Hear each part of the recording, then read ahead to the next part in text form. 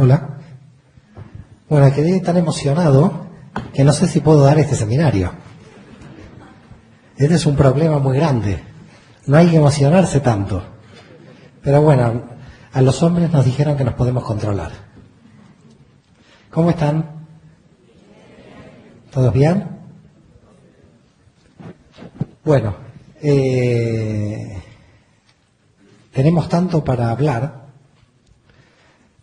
16 o 15 años de investigación sobre el tema del cristianismo y sus raíces judías, que voy a tratar de sintetizar lo máximo que pueda todo lo que he investigado. Seguramente van a quedar muchos temas, casi va a ser imposible verlos todos, a mí esto me queda claro, pero por lo menos lo que yo querría que en 2 días tomen conciencia de cómo nació el cristianismo, desde el judaísmo, qué cambios fueron, qué cambios existieron a lo largo del proceso y ver qué historia, más allá de la teología, se desarrolló para llegar a lo que llegó. Es decir, básicamente lo que vamos a ver es el siglo I y el siglo II, pero nos vamos a tener que concentrar en los procesos, porque cuando uno pierde una parte, cuando sigo ya podemos perder el todo. Yo soy consciente también de que hablo muy rápido. Voy a intentar ver si puedo hablar más lento, pero es difícil, va un poco contra mi naturaleza. Siempre hablo muy rápido. Yo no sé si alguien vivió en Argentina, pero me comparan con Tato Bores, que era un hombre que hablaba muy rápido en la tele. Y claro, ahora son las 5:15. Yo prometí hacer el corte a las 6. Y ahora ya está, yo no sé cuándo va a ser el corte. Ya que sepa Yosef que ahora no hay corte, no sé si habrá corte. En primer lugar, lo que yo quiero destacar es los antecedentes antes de entrar en el tema del siglo I y Yoshua. Es decir, no quiero entrar en ese tema hasta no entender qué pasaba en Judea en el siglo I. En el siglo I-1, es decir, en la época anterior a lo que nosotros podemos hablar como el comienzo del movimiento nazareno o notzri, como se dice en hebreo, tenemos que tratar de comprender, y comprenderlo muy bien, porque es ahí donde está la raíz de todo el problema, que el mundo judío se encontraba dividido, que todos los judíos no pensaban igual, y que había grupos diferentes en la Judea del siglo I antes de Cristo y en la Judea, por supuesto, que vivió Yeshua, que todos pensaban de manera muy diferente unos a otros, y que si comprendemos las diferencias de pensamiento de esos grupos, vamos a comprender cómo piensa Yoshua y en qué marco se encuentra. Por lo tanto, lo que vamos a hacer primero es explicar que hay 3 grupos básicos que hay que tratar de memorizar. El primer grupo son los saduceos, el segundo grupo son los fariseos, el tercer grupo son los esenios. Yo diría que vayan tomando nota, hay mucha gente que tiene razón, hay que empezar a tomar nota, porque si no nos vamos a perder, porque ahora vienen muchas explicaciones, y yo aconsejo tomar nota. El que no tiene para apuntar, yo tengo un boli. Yo tengo un boli para uno, claro, yo no puedo, no tengo más. Pero lo que yo digo es que si no comprendemos saduceos, fariseos, esenios, y en parte el cuarto grupo que son los celotes, no entendemos nada de qué pasó en esa época. Es como entender a una persona en México sin entender qué pasa en México, es imposible. Y así se lo entendió a Jesús en el cristianismo. Se lo cristianizó cuando era judío. Por lo tanto, vamos a hablar de un rabino, de una persona, que puede ser profeta, Mesías, no quiero entrar ahora en los títulos que le va a dar después la cristología, no quiero entrar en eso porque lo quiero dejar para el final del seminario, sino lo que quiero es que se comprenda que una persona no llega de Marte, sino que está en una sociedad, que se desarrolla en una sociedad, y esa sociedad era judía. Por lo tanto, lo primero que tenemos que decir es Jesús nació, vivió y murió como judío. Y esto a pesar de mucha gente católica y de mucha gente que le moleste. A mí no me molesta. Al contrario, como soy judío me siento familiar de él. Como me dijo una persona en el País Vasco, que yo estoy viviendo en España, qué lástima que Jesús no fue vasco. Bueno, lo lamento, le dije, Jesús fue judío. Bueno, Yeshua, entonces, nace en un contexto, y si no se comprende la sociedad y ese contexto, es muy difícil leer lo que ustedes conocen como Nuevo Testamento. Yo creo que casi imposible. Yo creo que los judíos en este caso tenemos una ventaja relativa Digo relativa porque en la historia lo ignoramos, por eso digo relativa, en el sentido de que si uno estudia el Nuevo Testamento con la visión judía, empieza a encontrar cosas que el cristiano no puede encontrar, porque el cristiano entiende a Jesús con el desarrollo posterior del cristianismo. Y en consecuencia hay todo un problema. Los que entendemos a Jesús no creemos en Él, y los que creen en Él no le entienden. Esto es un gran problema. Es un gran problema porque entonces hay dos partes de verdad en este enredo. Un enredo que ya duró 2000 años y que debería ir terminando. Y la idea entonces es cómo pensaba cada uno de estos grupos. Los saduceos, los fariseos, los esenios y los celotes. Voy a empezar con los saduceos. Empiezo con los saduceos porque eran la clase más alta. Y por lo tanto lo que vamos a hacer es analizar el grupo de poder. Para Flavio Josefo, uno de los grandes investigadores judíos, que ahora los judíos decimos fue un gran investigador, en la época fue un traidor a la patria. Ya después vamos a ver quién fue Flavio Josefo. Así que fíjense que los traidores, 2000 años después, pasan a ser grandes historiadores. El gran historiador Flavio Josefo, para la época traidor a la patria, lo que dice es que los saduceos eran 10.000 judíos de Jerusalén. Uno puede decir cuánta gente. ¿Cuánta gente más o menos? Porque había 5 millones de judíos. Con lo cual, cuando hablamos de 10.000 saduceos en Jerusalén, estamos hablando de una minoría de personas que dominaban prácticamente todos los resortes del poder. Vamos a analizar esto ahora. Me gustaría que traten de comprender qué demografía había en judía, tanto en Judea como en la diáspora. Aunque míticamente, Yosef lo dijo muy bien, los judíos comenzamos la dispersión en el 70, esto científicamente es un poco mentira. Los judíos teníamos la dispersión antes. No quiero ir contra Yosef, pero la idea de que en el 70 empezó la dispersión no es correcta, sino Pablo a quien encontró. Y había una gran dispersión de miles de judíos en la diáspora, y los investigadores dicen que la demografía judía era 2,5 millones de judíos en Judea y casi 2,5 millones de judíos fuera de Judea. Por tanto, cuando estamos hablando de la aparición de Yeshua en el siglo I, no estamos hablando de que todos los judíos estaban en Judea. Estamos hablando ya que el 50% de judíos estaba solamente en Judea. Cuando digo Judea, hago por supuesto referencia a Judea, Samaria y Galilea, no solamente a Judea. Y por lo tanto, el 50% de los judíos ya vivía fuera por diversas causas, sobre todo económicas. Se iban de Galilea, no había trabajo, entonces me tengo que ir a Siria. En Galilea no hay trabajo, me tengo que ir a Asia Menor. En Galilea no hay trabajo, me voy a Grecia. Y por lo tanto, la gente que no tenía trabajo en Judea Galilea se comenzó a ir. Pero este proceso ya había comenzado 2 siglos antes. Para que se juntaran 2,5 millones de judíos, el proceso fue muy anterior. Tanto es así que Alejandría, en la época de Yeshua, tenía 500.000 judíos. Alejandría era una ciudad que tenía 1 millón de habitantes, de los cuales 500.000 eran judíos y 500.000 eran griegos. No había egipcios. Porque Alejandro, para conquistar Egipto, hizo una ciudad sin egipcios. Inteligente. Si usted quiere conquistar un sitio, ponga gente suya. Queda claro. Por lo tanto dijo, ¿quiénes son buenos? Bueno, los judíos que están por aquí, vamos, los traemos por aquí, y los griegos que son mis amigos, también los ponemos aquí, y se fundó Alejandría. Claro, los judíos de Alejandría son muy importantes para la historia del cristianismo, aunque los cristianos no lo sepan. Porque los judíos de Alejandría, además de que eran muy buenos comerciantes, lo que hicieron los judíos de Alejandría era que 2 generaciones después nadie sabía hebreo. Y dijeron, ¿y ahora cómo vamos a seguir la lectura de la Biblia sin saber hebreo? Ahí hay uno solo que sabe hebreo, la Torá. ¿Y ahora qué hacemos? Tenemos que traducir la Biblia al griego. Con lo cual, por primera vez en la historia judía, en el año 250 a.C., con lo cual fíjense cuántos años antes de la época que yo quiero analizar, estamos analizando, 250 años antes de la era cristiana, los judíos de Alejandría crean lo que se llama la Septuaginta, la Biblia hebrea traducida al griego. Claro, la Biblia griega traducida al griego fue muy bueno para los judíos de habla griega de Alejandría.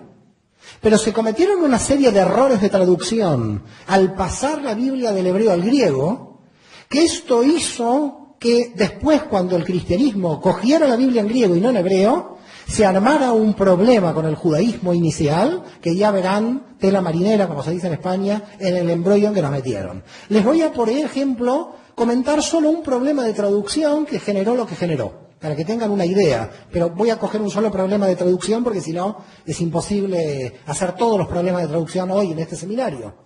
Pero para que vean qué problema, aunque sea con uno, sucedió cuando la Biblia pasó al griego. Dice el hijo, la madre del Mesías, dice la profecía de Isaías, será una mujer alma. Alma en hebreo quiere decir pura. ¿Cómo lo tradujeron al griego? Virgen. Pura no es virgen. Por lo tanto, virgen en hebreo, que es betulá, no está en el texto de Isaías. Cuando los cristianos están leyendo que la madre del Mesías es virgen, lo leen por una mala traducción del texto hebreo. En el texto hebreo dice muchacha pura. Eso es alma, no dice virgen. Se tradujo mal. Todo el contexto de la virginidad que van a ustedes a estudiar después, surge de una mala traducción de la Biblia hebrea al griego. Solamente esto es una muestra de los problemas que causó pasar posteriormente la Biblia del hebreo al griego. No voy a hacer el análisis, reitero, de todo porque es muy grande, pero que tengan una idea de que cuando están leyendo en castellano, lo están leyendo de una traducción del latín, del griego y del hebreo. Y por lo tanto, en tanta cantidad de traducciones, ya nadie sabe cuál es el sentido original. Por lo tanto, si alguien quiere saber cómo pensaba Jesús y todos sus apóstoles que eran judíos, a volver al hebreo. No así Pablo, que sí era un judío que sabía griego. Ya veremos Pablo. Pero no quiero tocar ahora a Pablo. Por tanto, ¿qué tenemos? ¿Cuál era la situación? La situación son 10.000 saduceos en el templo de Jerusalén, que eran de las familias más ricas de Jerusalén, más ricas de Judea, que dominaban a la nación, porque eran aliadas del Imperio Romano. Básicamente eran como traidores a la patria, que se habían unido a lo que después va a ser la injerencia romana en Judea. Por tanto, los saduceos queda claro que son la élite económica, política y religiosa que dominan el parlamento judío, el Sanedrín. Olvidemos de que el parlamento era democrático, no había ninguna democracia. El parlamento era la imposición de las familias más ricas para estar en el Sanedrín. Y lo digo porque si no mucha gente dice los representantes del pueblo judío del Sanedrín. No, mentira. No representaban a nadie, se representaban a sus propios intereses. Esto hay que dejarlo bien en claro para entender la naturaleza del Sanedrín. Por tanto, en el Sanedrín había una minoría de fariseos, que ya vamos a entender quiénes son, que representaría a la mayoría de los fariseos, y había una mayoría de saduceos que representaba a la minoría de los saduceos. Es decir, el Sanedrín básicamente no representaba a la generalidad del pueblo judío. ¿Vamos bien por ahora? Yo creo que a Yoshua llegamos a las 8 de la noche, pero por ahora, si estamos bien, estamos tranquilos, ¿no? No es importante llegar, hay que llegar bien. Por tanto, la cuestión es, ¿cómo aparecen los saduceos? ¿De dónde aparecen? ¿Cómo aparecieron? Porque si uno va a la Biblia, no hay, en la Biblia, Antiguo Testamento hablo, digo Antiguo Testamento para ustedes que lo conocen como Antiguo Testamento, para mí no es antiguo. Cuando uno va a lo que es Antiguo Testamento, se da cuenta de dónde están los fariseos, los saduceos y los esenios. No están en ningún lado. Entonces la pregunta es si en la historia bíblica judía no están estos grupos, ¿cómo aparecieron estos grupos dentro de la historia judía? Hay que remontarse al año 175 a.C. para entender cómo aparecieron estos grupos. En el 175 a.C. comenzó la rebelión de los macabeos. ¿Conocen la rebelión de los macabeos? Algunos la conocen, otros no sé, pero vamos a tratar de explicar rápidamente qué pasó. La cuestión es que cuando Alejandro Magno conquistó Judea pasando por Egipto, eso quedó bajo el dominio del imperio helenístico de Alejandro Magno, que cuando murió pasó a ser parte del gobierno greco-egipcio. Es decir, los egipcios o greco-egipcios, generales descendientes, los generales descendientes de Alejandro Magno, dominaban Judea. En una serie de guerras entre los propios generales, esto es típico, en América Latina conocemos esto, pero estamos hablando de 2100 años atrás, los generales de Alejandro Magno se fueron peleando hasta que el gobierno greco-sirio conquistó Judea. En definitiva, Judea pasó de manos de los greco-egipcios a los greco-sirios. Y cuando los greco-sirios entraron en Judea, quisieron imponer el paganismo griego. Y dijeron, ahora vamos a poner dioses en todos lados y todo el pueblo judío tiene que adorar a los dioses. Esto es lo peor que pudieran hacer. Porque cuando en la ciudad de Modín pusieron a un dios griego, se levantó la familia de los asmoneos y comenzó la guerra macabea. se levantó el pueblo judío en una guerra de 33 años, hasta el año 142 a.C. Con lo cual, del 175 al 142 a.C., hubo una guerra del pueblo judío para liberarse del poder extranjero. Hasta que en el año 142 a.C., Judea se declaró libre e independiente del poder griego. Y volvió a obtener la independencia que había perdido cuando Nabucodonosor había conquistado Jerusalén en el 586 a.C. ¿Me siguen o estamos ya perdidos? Algunos perdidos, otros me siguen. Bueno, si al final del seminario quedó uno que me siguió, ya vale. Ya vale todo el seminario. Por tanto, ¿qué tenemos? Los macabeos entran en Jerusalén.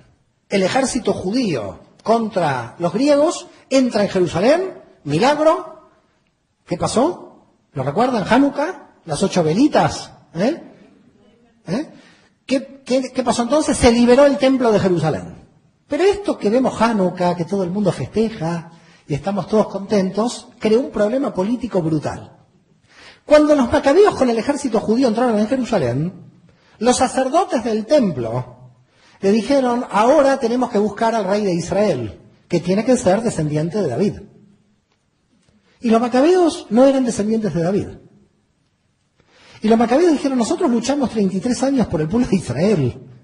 Y ahora no podemos ser los reyes de Israel porque unos sacerdotes del templo quieren buscar al descendiente de David. ¿Qué pasa cuando el Tribunal Constitucional en un país está en contra del gobierno? Lo cambian. El gobierno lo borra. Y entonces hace que el poder legislativo esté a favor y el poder judicial a favor del poder político. Esto lo conocemos de hace siglos. ¿Qué hicieron los macabeos cuando vieron que estos sacerdotes del templo se oponían a la autoridad macabea? Diciendo, vamos a buscar el descendiente de David, que tiene que ser el rey de Israel real. Los macabeos dijeron, ¿qué me importa si no soy descendiente de David? Yo quiero ser rey de Israel. Por tanto, los macabeos se impusieron como los reyes de Israel. Y siguieron gritando los sacerdotes. Me gritan mucho, saco a los sacerdotes. Los volaron a todos los sacerdotes del templo. Adiós a los sacerdotes. Voy a poner sacerdotes míos en el templo de Jerusalén. Y se creó un grupo de sacerdotes adictos al régimen. Estos son los saduceos. Los saduceos nacen cuando el ejército macabeo conquista Jerusalén y los sacerdotes del templo no reconocen la autoridad de los macabeos porque buscan a un descendiente de David. Y por lo tanto, los saduceos son aliados permanentes de todo régimen político, de todo régimen político, como cuando los macabeos desaparecen y pasan a Roma, que ya lo veremos, van a ser adictos al régimen de Roma. Quiere decir que son sacerdotes ilegales del templo. No son legales, son impuestos por los macabeos. ¿Y dónde se van los otros? Los originales. Hay alguien que me dice que los matan. Algunos los mataron, pero otros huyen. Se van a Qumran. Nacen los esenios. Los esenios, los judíos del desierto de Qumran, son los verdaderos sacerdotes del templo de Jerusalén, que se fueron a Qumran para escapar de la política nefasta de conquistar y dominar el templo. Los esenios van porque dicen que vuelven a la máxima ortodoxia. Viendo que el templo está corrompido, es corrupto, ¿se conoce en América Latina algo de esto? Viendo que el templo está corrupto, entonces se van al desierto. ¿Dónde se manifestó Dios a Israel? ¿Dónde se manifestó Dios a Moisés? En el desierto. ¿Qué estaban haciendo los sacerdotes? Volvían a la conexión original. Y ahora el templo no era lo intermediario. Ahora volvemos a la relación original con Dios, que está en el desierto. Por eso volvemos al desierto. Por eso vamos a Qumran. Y vamos a Qumran a formar comunidades, y se forman 22 comunidades. Por lo tanto, los esenios tienen un prestigio. Son los descendientes también de los sacerdotes. Finalmente, vamos a pasar ahora a los fariseos y vamos a tratar de entender quiénes son los fariseos. Porque los saduceos tenían un aspecto importante desde el punto de vista teológico. Teológicamente ellos decían que la escritura había que estudiarla de manera literal. Eran como los luteranos judíos, para llamarlo de alguna manera. A la escritura había que verla de manera literal. Y por lo tanto decían, ¿dónde está el Mesías en la Torá? Ellos hablaban de la Torá de los 5 libros de Moisés. No hablaban de profetas y salmos y los escritos. No lo tenían al mismo nivel. Cuando nosotros hablamos de la Biblia hebrea, automáticamente presuponemos que salmos, es decir, escritos, profetas y la Torá están en el mismo nivel.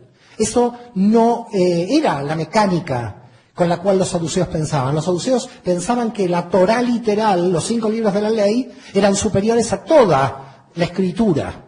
Y por lo tanto decían, ¿dónde Moisés nos dijo que tiene que venir el Mesías? El Mesías es un invento, no existe el tema del Mesías. ¿Dónde está la resurrección de los muertos? Y dicen los saduceos, ¿qué dice el texto del Génesis?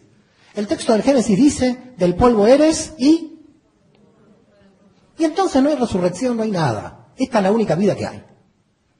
Esto decían los saduceos. Mucha gente me hace así. Parece que hay gente saducea infiltrada aquí. Porque muchos hacen así, Me preocupa esto. Me preocupa, pero hay saduceos mezclados entre el público. La cuestión es que los saduceos decían, del polvo eres, al polvo volverás. El saduceo te preguntaba, ¿tú te acuerdas algo antes de nacer? No, bueno, no te vas a acordar nada después de morir. Por lo tanto, es lo mismo.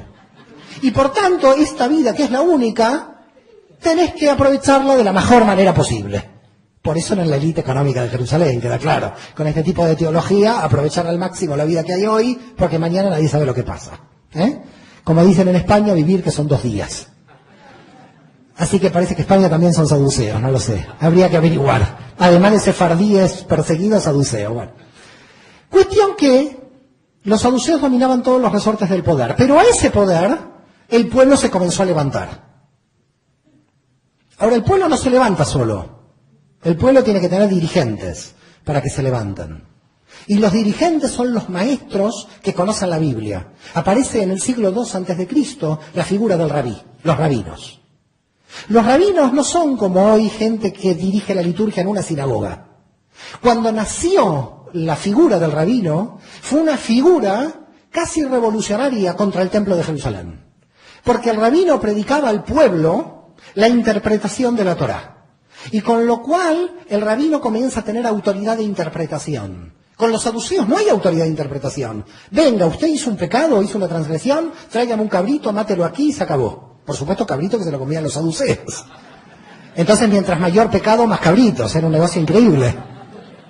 Y los fariseos le sacaron el negocio. Porque los fariseos dijeron, con el arrepentimiento, ya basta. ¡Ay, Dios! ¿Cómo el arrepentimiento? Sigan trayendo los cabritos que tienen que inmolar en el templo. A mí no me interesa el arrepentimiento, decían los saduceos. Yo quiero los cabritos para comer. Por tanto, el sistema de sacrificios con respecto al tema de la teshuvá, como se dice en hebreo arrepentimiento, empieza a cambiar. Porque los saduceos dicen, si no vienes al templo a dejar el animal, no estás salvado. En cambio, los fariseos, que son los rabinos, dicen, tú arrepiéntete. Pídele perdón a tu prójimo, si quieres después lleva el cabrito, pero lo principal es pedirle un arrepentimiento a tu prójimo. Por lo tanto, los fariseos están interpretando contra el templo. Comienza un movimiento judío, que son los fariseos, de interpretación de la Torá libre de cada uno de los rabinos frente al poder del templo. Y cada rabino, cuando se instalaba en una ciudad, creaba un sitio de reunión, lo que en griego vamos a llamar una sinagoga. Comienzan a crearse sinagogas en todo el mundo. Ya el judío no tenía que ir hasta Jerusalén a matar un cabrito. Ya el judío en su sinagoga, en Atenas, podía tranquilamente orar y quedarse en Atenas. Esto fue la creación de lo que nosotros llamamos el movimiento fariseo, los rabinos, los que van a interpretar la Torá. Este movimiento de interpretación de la Torá llega a varias conclusiones. Primera, va a venir un Mesías que nos va a salvar de estos corruptos. Segunda, va a destruir a todos los enemigos de Israel, este Mesías que va a imponer a toda la humanidad una paz universal, cumpliendo, por supuesto, las profecías de Isaías, las profecías de Ezequiel. Y además, el diezmo ahora no va al templo, va a la comunidad. En esto es muy interesante, porque después la Iglesia Católica también tiene el diezmo, los protestantes diezmo, y en el diezmo nadie se peleó. Yo digo, nadie rebajó el 8%. No hay problemas teológicos en el 8%, en el diezmo estamos todos de acuerdo. ¿Qué quiere que le diga? El día que venga un movimiento y me dé el 5% y cambie la ley, ahí... Bueno, Todos el diezmo, católicos, protestantes, judíos, todos el diezmo. La cuestión es a dónde va el diezmo. Los del templo de Jerusalén los quieren para ahí, los saduceos.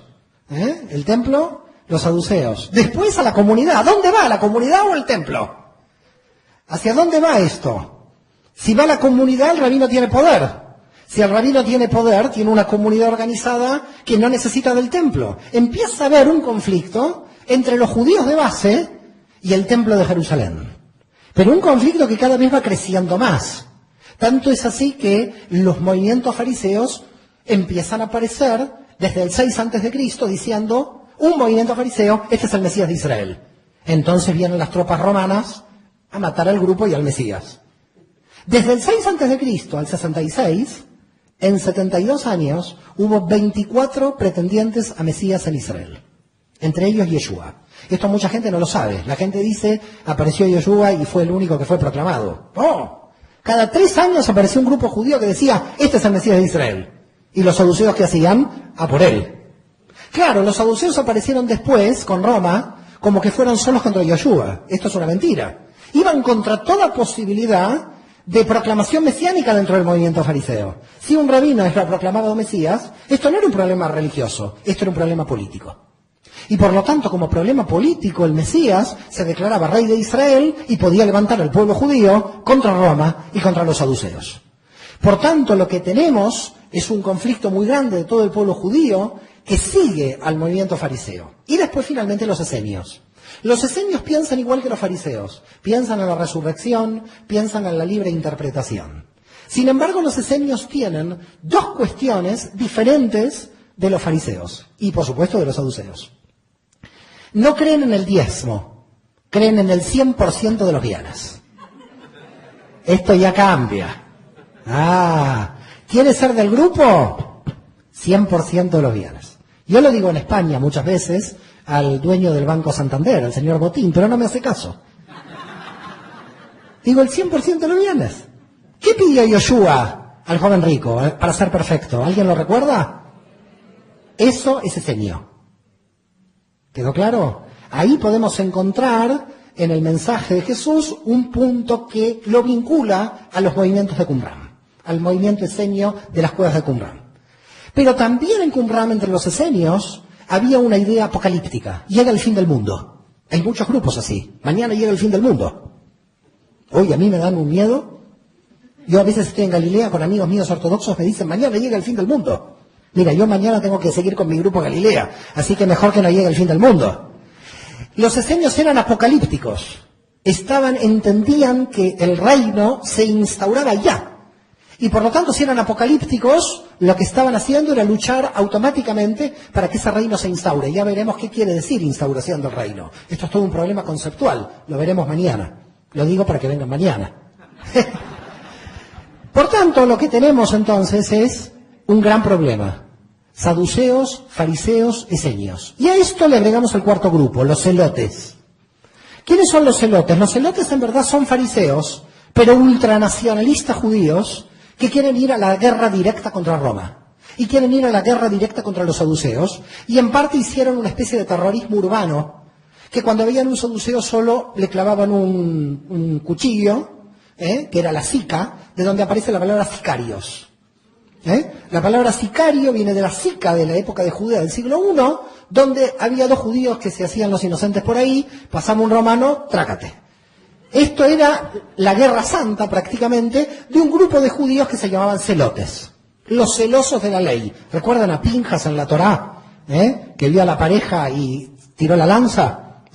Imagínense si tenemos Pinjas hoy, no quedaría nadie vivo. Con lo cual, ¿qué tenemos? Lo que tenemos es un problema muy grande de muchos grupos en Israel. Pero ahora viene algo muy importante. ¿Por qué? Tenemos que estar muy atentos a esta parte del análisis de lo que estoy contando. Porque los fariseos no eran un grupo compacto, todos pensaban igual. Cada rabino tenía su escuela. ¿Quedó claro? Cada rabino en el movimiento fariseo tenía su escuela. Por lo tanto, las dos grandes escuelas fariseas del siglo I antes de Cristo, antes que aparezca Yeshua, son Hillel y Shammai. Hillel y Shammai son los que marcan las tendencias de las dos grandes escuelas del mundo fariseo. Con lo cual tenemos saduceos contra fariseos, esenios que se van a las montañas y a las cuevas de Qumran, celotes que matan romanos y matan saduceos, pero los fariseos, no un grupo en bloque, no un grupo homogéneo, sino un movimiento muy grande de gente que pensaba diferente porque cada rabino interpretaba la Torá a su manera. Esto hay que tenerlo en cuenta mucho, porque si no, cuando un cristiano lee el Nuevo Testamento no entiende nada cuando ve a Jesús enfrentándose todos los días con un fariseo diferente. Cuando uno en el Nuevo Testamento ve el rabí Yeshua enfrentándose a los fariseos, él también era fariseo. Lo que pasa es que se enfrentaba a otros fariseos que pensaban diferente porque eran otros rabinos que hacían otra interpretación de la Torá. Y por lo tanto, no es que los fariseos están contra él, están buscando la mejor interpretación de la Torá en cada debate. Por lo tanto, todo el Nuevo Testamento es un libro profundamente judío de un gran debate intelectual de la halajá de la Torá, de la jurisprudencia de la Torá. ¿Cómo es posible que de un libro de debate hayan nacido dogmas? Es una cosa increíble. Porque es un libro de debate. Es Yeshua contra los fariseos y los fariseos que seguramente son rabinos diferentes, tratando de llegar a la mejor interpretación de esta Torá. Por tanto, lo que nosotros encontramos en el movimiento fariseo son los grupos de Shammai y Hillel. ¿En qué se diferencian? El grupo de Shammai era el grupo del rigor. Los ortodoxos serían, para llamarlos de alguna manera. Todos eran ortodoxos vistos desde hoy. Pero intento poner una clasificación arbitraria moderna para que se pueda entender quiénes son los fariseos. Los fariseos de Shammai son los ortodoxos. ¿Cómo piensan, por ejemplo? Hay que descansar en Shabbat, dicen los de Shammai, pero hay que descansar tanto que si hay un enfermo que no vaya al médico, que se muera. Porque esa es la voluntad de Dios. Y dice Shammai, ¿nosotros podemos con un médico cambiar la voluntad de Dios? ¿Quedó claro? Se respeta el Shabbat a rajatabla. Y por lo tanto, la circuncisión no se puede hacer, no se puede curar a nadie. Que Dios te ayude en Shabbat. Viene Hillel y dice, pero la Torá fue dada para el hombre, no el hombre para la Torá. En el texto del Talmud del año 50 antes de Cristo, Hillel está diciendo, el sábado fue dado para el hombre, no el hombre para el sábado. Digamos, lo que después va a decir Yoshua en el texto del Nuevo Testamento, aparece en Hillel en el 50 antes de Cristo y nosotros los judíos lo tenemos en el Talmud. Por lo tanto, cuando Yeshua está diciendo eso y el cristiano lo lee, no está contra el judaísmo. Está en la escuela de Hillel. Porque Hillel decía, si alguien se enfermó, hay que ir a curarlo. Hay que llamar al médico. Las discusiones entre Hillel y Shammai es, ¿qué hacemos? ¿Se cura a alguien en Shabbat o no? ¿Qué discusiones son esas? Uno lee el Nuevo Testamento y ¿dónde están estas discusiones? Y Yeshua curándole a un enfermo y otros fariseos diciéndole no se puede curar. Esta es la copia, unos años después, de los mismos debates que 70, 80 años antes Hillel y Shammai habían comenzado. Pero entonces, ¿por qué había tantos rabinos? Porque había rabinos que estaban en el medio. Rabinos que se acercaban a la ortodoxia en algunos temas y rabinos que se acercaban a la ala más liberal en otros. Y entonces ahí nos vamos a acercar, por ejemplo, a un pensamiento de Yoshua interesante. Porque, por ejemplo, cuando nosotros analizamos el tema de la misericordia y de que no matan a la adúltera, está aplicando las leyes flexibles de Hillel, porque tiene misericordia. Pero cuando va al divorcio, ¿qué dice Yoshua? Solo por adulterio. Es muy riguroso. Entonces, a veces no se entiende. ¿Por qué? Porque cogía algunas ideas de Hillel, otras ideas de Shammai, y otras ideas de los esenios cuando pide el 100% al joven perfecto. Por tanto, cuando aparece Yoshua no lo podemos encajar en una escuela, porque está creando su propia escuela. Podía crear su propia escuela porque todo rabino estaba creando su propia escuela. Cada uno estaba interpretando la Torá como quería interpretarla. El problema no era la interpretación liberal o libre de cada rabino. El problema es cuando un rabino, su grupo decía, este es el Mesías. Ahí entraba el problema político. Pero mientras el rabino interpretaba y nadie le diga que era el Mesías, todo estaba muy tranquilo. Seguían las discusiones entre los fariseos, porque no se entraba en el terreno político. Son las 6 menos cuarto, y a mí me queda 15, 20 minutos para explicar el judaísmo en Jesús. Y recién entendemos qué pasaba en Judea en el siglo I. Bueno, se entiende algo de lo que pasaba en Judea, por lo menos. Con esto ya estoy contento. Ahora sí voy a entrar un poco en materia, es decir, ya conociendo qué sucedía en Judea en el siglo I, que aparezca un rabino que no aparece automáticamente, porque viene cogido de la mano anterior de su primo. ¿Recuerdan quién era? ¿Alguien lo recuerda? Bueno, yo lo llamo Yohanan, porque lo llamo en hebreo, pero está bien. Es el mismo nombre. Juan. Las características de Juan son esenias. Todas las características del movimiento. Primero, el ámbito geográfico.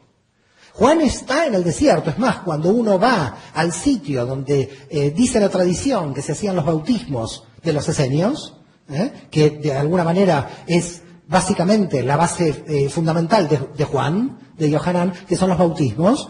El sitio de bautismo en Israel del Jordán está muy cerca del Mar Muerto, casi al lado de las cuevas de Qumran. Decir que Juan no conocía Qumran es prácticamente decir una mentira. Juan no solamente tenía que conocer Qumran, sino que además la comida que comía Juan, como dice el texto, aparece entre los restos en Qumran.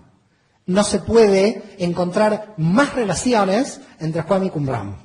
Con lo cual, queda claro que los judíos esenios de Qumran son los que le van a dar la base ideológica a Juan a crear ese movimiento bautista inicial, en el cual, cuando Juan, ya sabemos, desaparece por la muerte, va a coger ese movimiento Jesús. Pero Jesús no se queda en el desierto, se va a Galilea.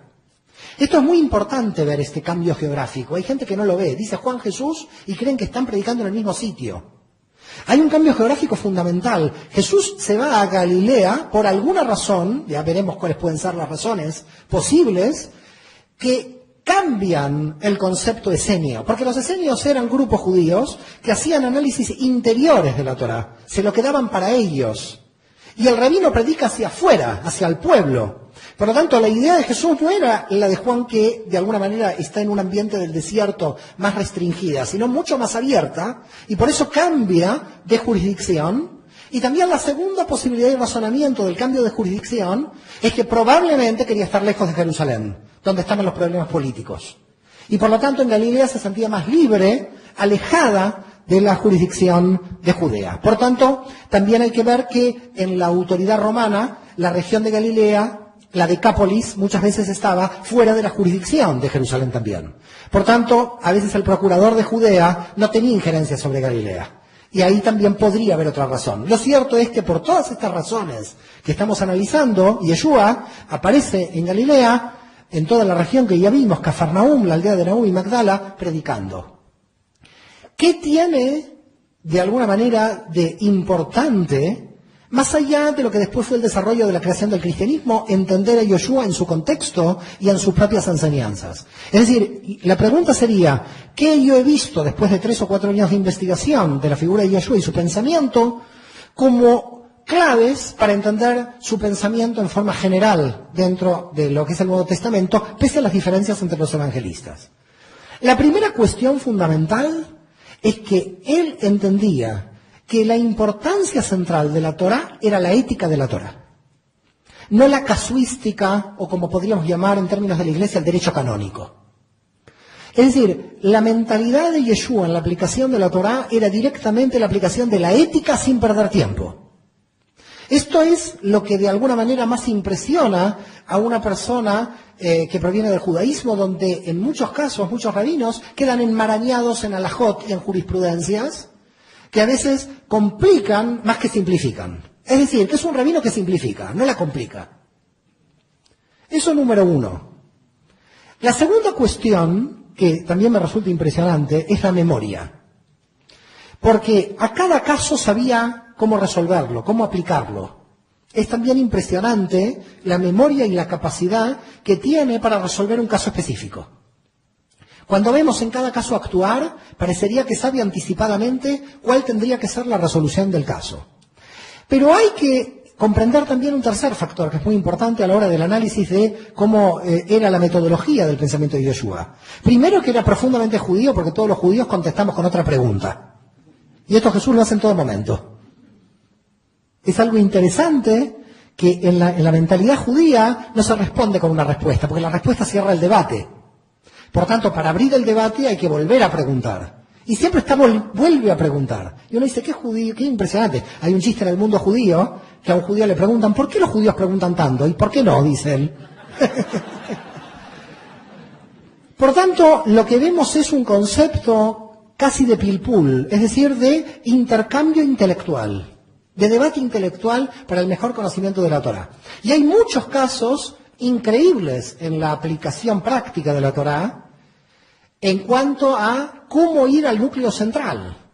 Es decir, a mí me impresiona siempre cómo va el núcleo central con el buen samaritano, en el sentido que él es el que hace misericordia. Y llega un punto tal que aplica la ética de la Torá de manera universal, siendo un rabino judío, siguiendo la línea profética. Siguiendo la línea profética la aplica de manera universal. Después Pablo la va a llevar hasta sus últimas consecuencias, esa idea universal, a la práctica. Pero él está aplicando una idea universal en el sentido de que el samaritano, que es de alguna manera el archienemigo de Israel, porque con los samaritanos no había buena relación. De hecho, los samaritanos a Jesús, por judío, le impiden entrar en una ciudad. No sé si han leído profundamente el texto del Nuevo Testamento, que Jesús con los apóstoles, todos ellos judíos, los samaritanos no lo dejan entrar en una ciudad, porque son judíos. Quiere decir que Jesús sufre la discriminación antisemita por parte de los samaritanos. Pese a eso, pese a sufrir discriminación de los samaritanos, Jesús la parábola la hace del buen samaritano.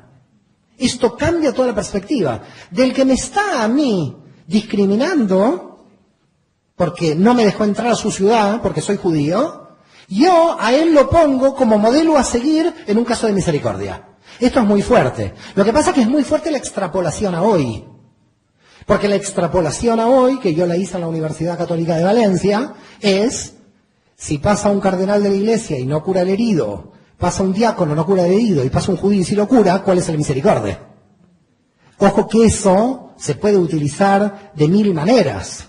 Cojan cualquier nacionalidad y cualquier forma de discriminación, cámbianlo por el samaritano y tienen ahí un problema político. Y la tercera o cuarta cuestión que estamos viendo es que en verdad también encontramos en las enseñanzas de la Halajá, de Yoshua, puntos importantes relacionados no solamente con la justicia social de Isaías, sino también en el terreno político, de la denuncia política. Por ejemplo, cuando va y da vuelta a las mesas de los cambistas, lo que está haciendo es una denuncia política. El templo se está usando como un centro de corrupción. Y por lo tanto yo doy vuelta a la mesa de los cambistas. ¿Esto lo hace porque tiene algo especial? No, lo hace porque todos los fariseos veían que estaba corrupto el templo. Y de alguna manera él pertenece a ese movimiento fariseo contra el templo. Voy a empezar a entrar en la cuestión de la escritura. Yo voy a hacer el corte, si me permite, Yosef, 6:15, no a las 6, porque si no, la verdad, más que Pablo tendré que seguir con Yeshua en la segunda parte. Pero me gustaría ir a algún texto, ya a los textos, para tratar de analizar un poco lo que estamos explicando. Lo voy a decir rápido, algunos textos los sé de memoria. Voy a ir a un libro que se llama de Levi ben Alfeo. ¿Conocen a Levi ben Alfeo? ¿Alguien lo conoce? Bueno, quizás lo conocen como San Mateo. El judío Levi ben Alfeo, a mí me gusta decir el judío Levi ben Alfeo porque así lo llamaban al pobre hombre. Si a Mateo le decíamos Mateo ni se enteraba. El judío Levi ben Alfeo, que ustedes le llaman Mateo, pero le han cambiado el nombre. Levi ben Alfeo, que escribe, ya sabemos que escribe, el Evangelio de Mateo, escribe que dijo el judío Jesús. Por lo tanto, Levi ben Alfeo, que es judío, escribe que otro judío dijo, capítulo 5, versículos 17 a 20 de Mateo: no penséis que he venido a abolir la Torá ni los profetas. No he venido a abolir, sino a dar cumplimiento. Porque en verdad les digo que ni una yut de la ley pasará hasta que sucedan todas las cosas. Y está diciendo que él observa la Torá. ¿Dónde está la ley de Cristo de la Edad Media? ¿Dónde está la Trinidad? ¿Dónde está la inobservancia de la ley? Está él como rabino diciendo que viene a observar la ley. Y lo está diciendo en el Nuevo Testamento y 2.000 millones de cristianos en el mundo lo leen. Ahora, ¿qué leen ahí? Están leyendo que observa un rabino la ley. Si siguen a Jesús, la pregunta mía en la investigación es, hay una religión que dice que sigue a Jesús, pero no cumple con la ley, que es lo que dice él. Lo cual, yo hace 10 años entré en la locura de aquí mi amigo, mi clon cristiano, yo soy su clon judío. Estamos como clonados. La genética hace mucha cosa ahora. Con lo cual, la cuestión es, ¿cómo es posible? Yeshua de Nazaret como rabino está diciendo que viene a observar la Torá. Y la Torá no está siendo observada. Entonces, aquí hay algo que no cuadra. ¿Qué pasó 2000 años en el medio? Está diciendo que viene a observar la Torá. Bueno, hasta ahí uno se podría enloquecer un poco. Entonces uno dice, yo al judío Levi Ben Alfeo no le creo nada. A Mateo no le creo nada, me voy a ir a otro lado. Me voy a ir al judío Mordejai Ben Yohanan. Ahora ya saben de quién puedo hablar. De San Marcos. Mordejai, Juan es el Ben Yohanan. Mordejai es el primer nombre, San Marcos. En Marcos capítulo 12, versículos 28 a 32, aparece un sofer, un escriba que se encuentra con Yeshua y le dice, Rabí, ¿cuál es el principal mandamiento de todos? ¿Y qué dice Yeshua? Lo voy a decir en hebreo. Shema Israel, Adonai Eloheinu, Adonai Echad.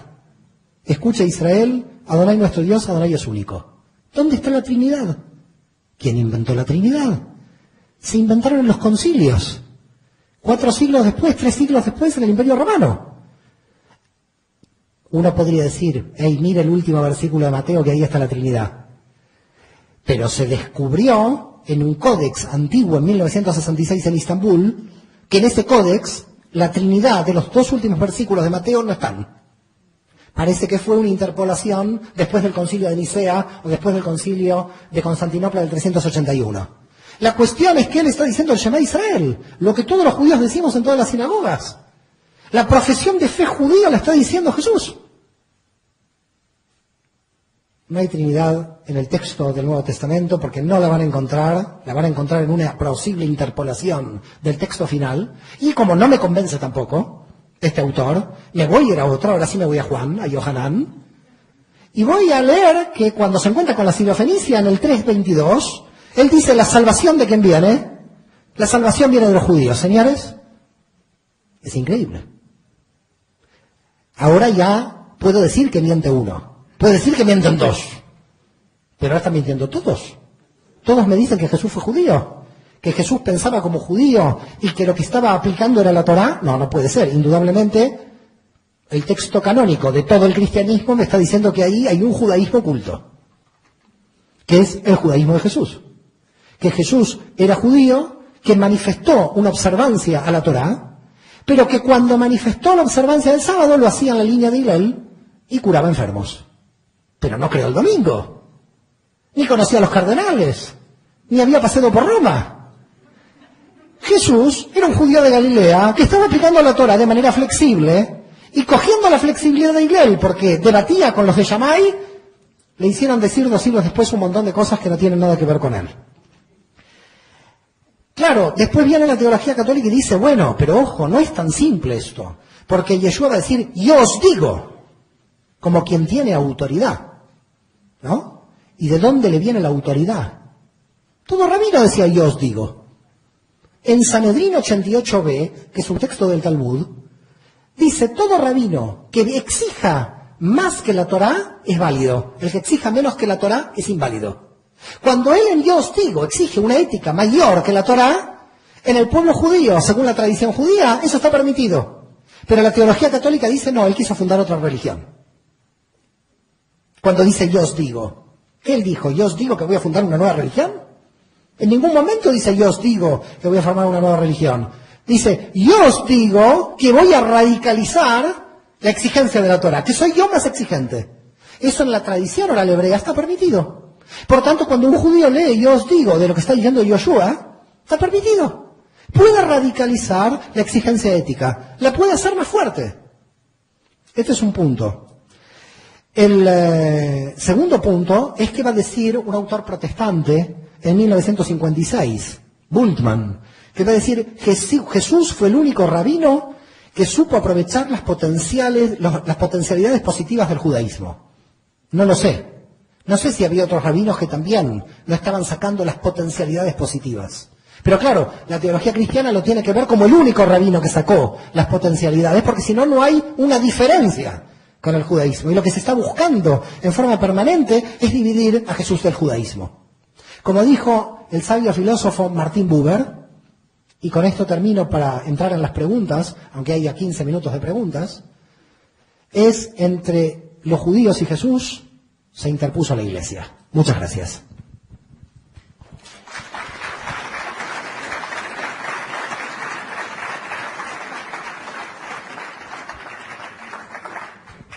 No sé si quieres empezar con las preguntas. Tampoco sé, Yosef, cuánto tiempo tenemos. Ok. Muy bien, tenemos aquí un micrófono inalámbrico. Si alguien desea hacer alguna pregunta de lo que hemos tratado hasta este momento, ¿ok? Les voy a pasar el micrófono. Gracias, soy Socorro Aro. No me sé los versículos, por desgracia, de la Biblia, pero hay uno donde cuando él regresa al Padre, él dice que regresa al Padre y que no nos pongamos tristes porque nos mandará al Espíritu Santo. Eso, a su Espíritu, ¿eso es inventado o qué?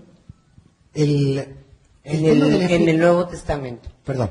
El tema del Espíritu Santo, que en hebreo se llama Ruach HaKodesh, Ruach HaKodesh, es decir, dentro de la teología judía, existe lo que se conoce como el Espíritu Santo.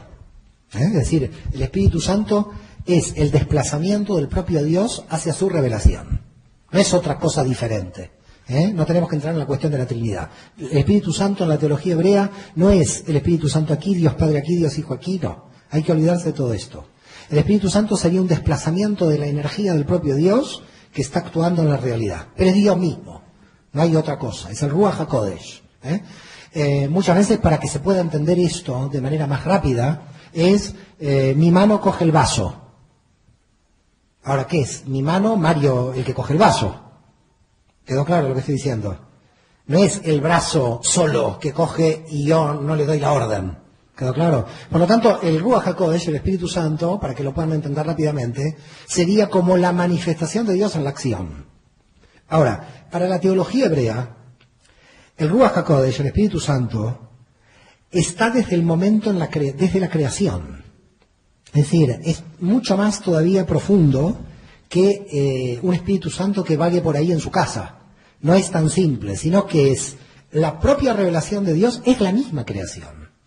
La creación está basada en una revelación divina, a través de ese Espíritu de Dios que se manifiesta. Por lo tanto, cuando hablamos de Espíritu Santo, estamos hablando de algo mucho más superior a la idea limitada que tenemos de la idea de Espíritu Santo. La propia creación está originada por el Espíritu de Dios que se manifiesta en esta realidad. Por lo tanto, el Espíritu Santo no opera en uno o en dos, opera en toda la creación. Los místicos de Safed, judíos del siglo XVI, dicen que si no tendríamos una relación con Dios permanente, automáticamente lo que está vivo hoy moriría, no podría subsistir. Es decir, que no es una revelación cuando nosotros llamamos, porque el concepto es muy interesante, lo que usted ha planteado, porque mucha gente dice la revelación del monte Sinai, por ejemplo, ¿no? Y ahí Dios se reveló. A ver, es verdad, se reveló más allá de lo normal, pero la revelación está dentro de la creación misma. No está independiente, no son Dios se reveló y se fue. Se está revelando en forma constante. Por eso los místicos hebreos dicen, si no habría una revelación constante, la creación no se podría sostener, porque Dios está actuando dentro de cada molécula, dentro de cada átomo, esa energía infinita está actuando en todo momento. Si partimos de este concepto de Espíritu Santo, podríamos entender algo de lo que no es tan literal. Con el Espíritu Santo hay que tener cuidado de la literalidad, porque abarca todo el sistema. No sé quién pregunta y quién no. Nada más quisiera saber su postura respecto a una declaración de Pedro cuando dice en Mateo 16 que Yoshua es el Mesías, el Hijo del Dios viviente. Y Yoshua contesta precisamente que eso no se lo reveló carne ni sangre, sino mi Padre, dice. ¿Cuál es la postura suya? Mire, yo no voy a dar mi postura. Yo voy a dar la postura de mi investigación. No sé si queda claro. Lo que voy a hacer es analizar dentro de la investigación cómo puedo contestarle de la manera más rigurosa posible. ¿Queda claro lo que hago? El rabino Yosef Obadiah de Bartenura, en el siglo XVI, dice: en cada generación en el mundo judío se levanta alguien con las características para ser el Mesías. tengan en claro esto que es muy interesante. Siglo XVI. Rabino Obadiah de Bartenura. El que lo quiera coger, Google y a buscarlo. Algunos es Bartenura, otros Bartenura. Y si le interesa se lo puedo enviar yo personalmente por correo electrónico. En cada generación, dice la teología hebrea, se levanta alguien con las características para ser el Mesías. ¿A qué nos lleva esto? Nos lleva a que es posible que seguramente, y para muchos de ustedes, Yeshua tenía las características para ser el Mesías. Ahora, ¿qué pasó que una parte del pueblo judío no lo reconoció? 2000 años después llegamos siempre a la misma pregunta. Una parte del pueblo judío lo reconoció, que dio lugar al cristianismo. Recordemos que Pedro es Simón Bariona, un judío. Pero otra parte no lo reconoció. El tema del no reconocimiento da lugar a tela marinera, es muy largo. Porque cuando uno dice, y los judíos no lo reconocieron, primero ya se equivoca, porque todos los primeros que lo reconocieron fueron judíos. Segundo, entonces tendríamos que decir, algunos judíos no lo reconocieron y otros sí. Esa sería la respuesta correcta. Segundo, ¿cómo un judío de Alejandría se va a enterar que Pedro dijo que este es el Mesías? No había internet. Un judío de Roma, un judío, por eso después aparece Pablo diciendo es el Mesías, porque hace de internet, hace de conectar a las comunidades en esa prédica mesiánica. Pero cuando un judío de Alejandría aparece Jesús y los 120 judíos de Jerusalén dicen es el Mesías, el resto ni se enteró. Imaginen si aquí hoy decimos que el señor Yosef es el Mesías. A mí me gustaría, la verdad, porque como en cada generación hay uno, por lo menos yo quiero el mío. Si digo que el señor Yosef es el Mesías, y aquí hay más o menos quizás más de 120 personas, tenemos aquí más gente de los judíos que dijeron que Jesús es el Mesías. ¿Quién se enteró en Cancún? Nadie. ¿Quedó claro el concepto este? Es decir, lo primero que hay que analizar cuando se dice un grupo de judíos reconocieron que Yeshua era el Mesías y el resto no se enteró. Porque no participó, porque no había televisión, porque no había radio, porque no había internet. Directamente. ¿Quedó claro este concepto? Es muy importante. Porque si no, viene la acusación general de la teología católica que dice, y todos los judíos no reconocieron al Mesías. Dígame cómo es posible. ¿Cómo llegaban las cámaras de fotos? Imposible. Por tanto, cuando nosotros vamos a la teología nos encontramos que para el pueblo judío en cada generación hay una posibilidad de que alguien tiene las características del Mesías. ¿Las pudo tener Jesús? Por supuesto que sí, pero la pregunta es, ¿por qué entonces un grupo de judíos dijo después, no lo es? Y dijo no lo es porque la visión del judaísmo con respecto a la era mesiánica no es el Mesías, qué características tiene, sino la era mesiánica. Voy a tratar de hacerles comprender que entre judíos y cristianos no hay debate, hay dos monólogos. Entre judíos y cristianos no hay diálogo, hay dos monólogos. Y les voy a explicar cómo es el monólogo. Porque he tenido de estos monólogos cientos. Dos monólogos, el mío y el de él, claro. Y no se llega al diálogo, pero voy a explicar por qué. Porque hablamos de cosas diferentes. La persona cristiana me viene y me dice, yo te voy a convencer de que Yeshua es el Mesías. Y me da de aquí, Isaías, Jeremías, Ezequiel. Puede tener razón, pero yo no estoy hablando de eso. Yo estoy hablando de la era mesiánica. En el mundo judío no es el Mesías y sus características, sino cuál es la era mesiánica. Y si ese Mesías trae la era mesiánica, entonces sí empieza el reino. Con lo cual, ¿qué ve el judío? El judío dice, ¿hay pobreza en Somalia? ¿Dónde está el Mesías? ¿Hay guerra? ¿Dónde está el Mesías? El judío es el que ve el vaso medio vacío. El cristiano lo ve medio lleno. ¿Quién ve la verdad? Gracias a todos.